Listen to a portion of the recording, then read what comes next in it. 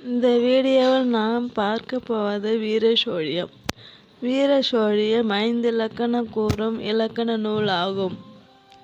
வீர ராஜேந்திர சோழன் விருப்பத்திற்கு ஏற்ப புத்தமித்திரரால் எழுதப்பட்ட இந்த நூலுக்கு பெருந்தேவனார் உரை எழுதியுள்ளார்.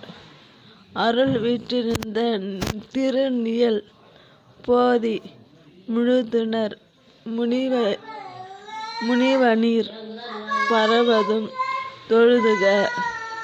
இப்பாடல் வீரசோழியம் என்னும் இலக்கண நூலின் உரைப்பகுதியில் உள்ளது.